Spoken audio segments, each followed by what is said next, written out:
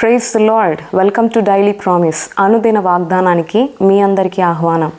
ఈరోజు దేవుని యొక్క వాగ్దానం మనం చూసినట్లయితే 2 కొరింథీయులకు రాసిన పత్రిక 6వ అధ్యాయం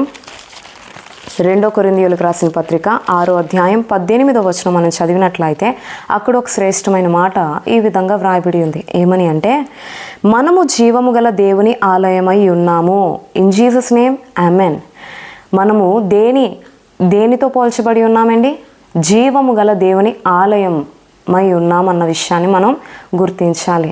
ఈరోజు నీవు జీవము గల దేవుని ఆలయమై ఉన్నావు అన్న విషయాన్ని గ్రహించాలి.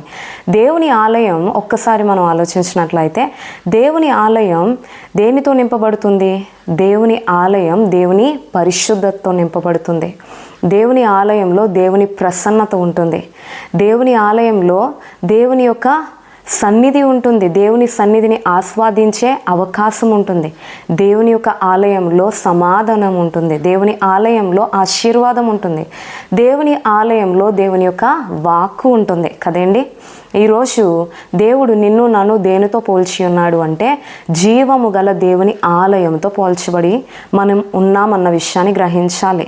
ఎందుకు ఈ మాట సెలవిస్తున్నాను అంటే, ఈనాడు చాలామంది మన దేహం, మన జీవితం దేవుని ఆలయంతో పోల్చబడి ఉంది అన్న విషయాన్ని గ్రహించినప్పటికీ వారి జీవితాన్ని మలినపరుచుకుంటున్నారు, వారి దేహాన్ని అపవిత్రపరుచుకుంటున్నారు. అలాంటి వారి కొరకే ప్రభువైన యేసుక్రీస్తు కొరింథీయులకు రాసిన పత్రిక 3వ అధ్యాయం 16-17 వచనాల్లో ఈ విధంగా సెలవిచ్చాడండి. ఏమని అంటే, మీరు దేవుని ఆలయమై ఉన్నారనియో దేవుని ఆత్మ మీలో నివసించుచున్నాడనియో మీరు ఎరుగరా? ఎవడైనను దేవుని ఆలయమును పాడు చేసిన ఎడల దేవుడు వానిని పాడు చేయను. దేవుని ఆలయం పరిశుద్ధమై ఉన్నది, మీరు ఆ ఆలయమై ఉన్నారు. జ్ఞాపకం చేస్తున్నాడు.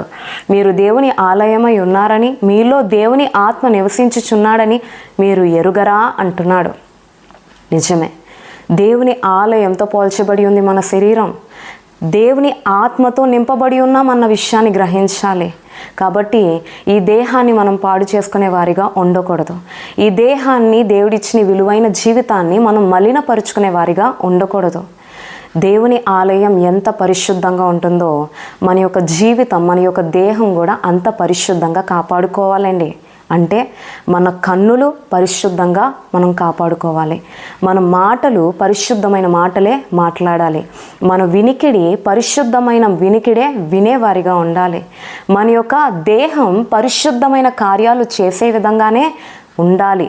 ఎందుకు అంటే ఈ దేహం, ఈ జీవితం దేవుని ఆలయంతో పోల్చబడి ఉన్నది. దేవుని ఆత్మ మనం పరిశుద్ధంగా జీవిస్తేనే దేవుని యొక్క పరిశుద్ధాత్మ మనలో నివసిస్తాడు అన్న విషయాన్ని కూడా మనం గుర్తించాలి. ప్రభు అంటున్నాడు, దేవుని ఆలయం పరిశుద్ధమై ఉన్నది, మీరు దేవుని ఆలయమై ఉన్నారు కాబట్టి మీరు కూడా పరిశుద్ధంగా జీవించండి అంటున్నాడు.